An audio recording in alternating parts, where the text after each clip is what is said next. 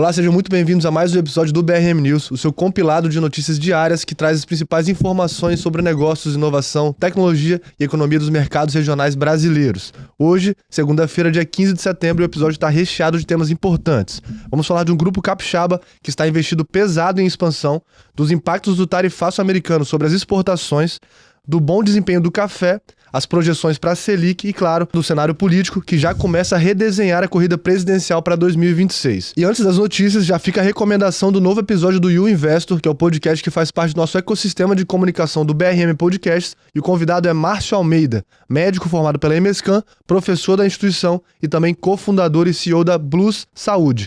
O episódio aborda os potenciais de investimento no setor da saúde e também os gargalos da saúde pública e o que pode ser tendência para os próximos anos. Um conteúdo que ajuda a entender por que a saúde continua sendo um dos setores mais promissores do Brasil, e o programa já está disponível no YouTube e no Spotify. E começamos pelo Espírito Santo. O Grupo Stel vai investir mais de 200 milhões de reais em 4 cidades do interior.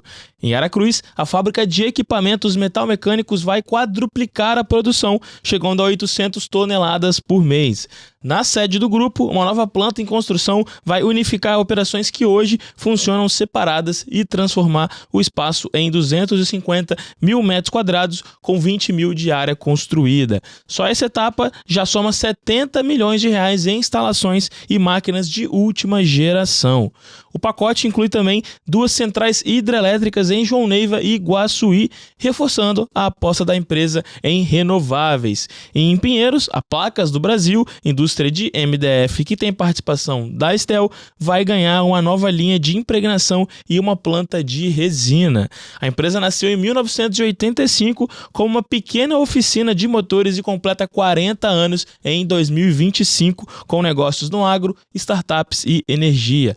A expectativa é ultrapassar 4 mil colaboradores até 2026. Para o presidente do conselho, Luiz Cordeiro, esse investimento coloca o grupo em outro patamar. E esse movimento da Stel também mostra uma tendência maior no Espírito Santo. Cada vez mais indústrias estão aproveitando incentivos fiscais e a demanda aquecida para expandir a produção e diversificar os seus negócios. O Estado, com a logística em crescimento, vem ganhando destaque como polo industrial.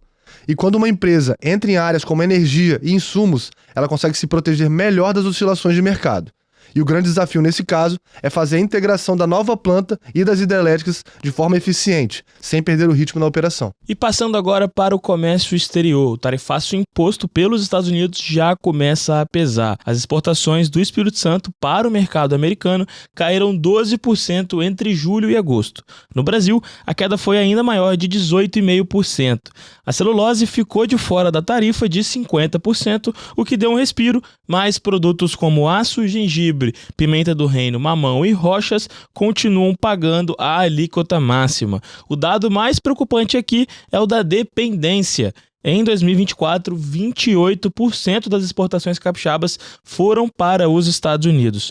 Só que a queda mais brusca já tinha vindo em julho, acima de 40%, reflexo de embarques antecipados. O aço semi-elaborado, que responde por 30% da pauta capixaba para os Estados Unidos, recuou forte e só se recuperou parcialmente em agosto.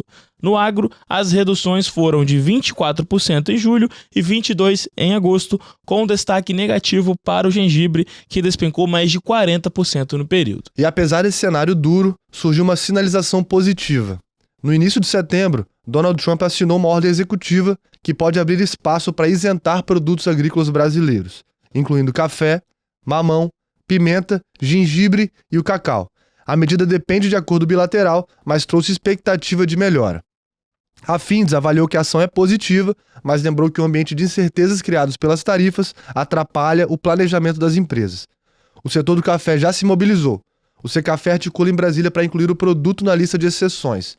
Agosto trouxe números fortes.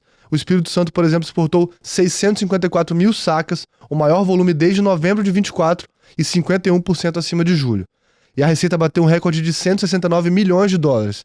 O arábica avançou 137%, o conilon 50%, enquanto o solúvel caiu 14%.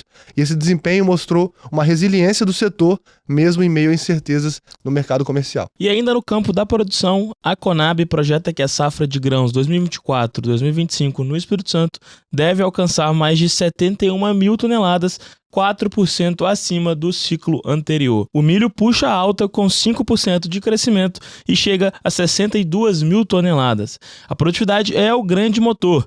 Mesmo com a área plantada estável, a produção continua crescendo. O feijão aparece em segundo lugar, com 9 mil toneladas colhidas. E destaque também para o setor de rochas ornamentais, que busca novos mercados alternativos para reduzir o impacto do tarifaço.